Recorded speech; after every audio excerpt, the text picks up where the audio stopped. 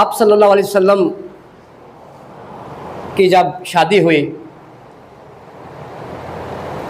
تمام قریش اکٹھے ہوئے. قریش کے تمام معزز لوگ موجود تھے.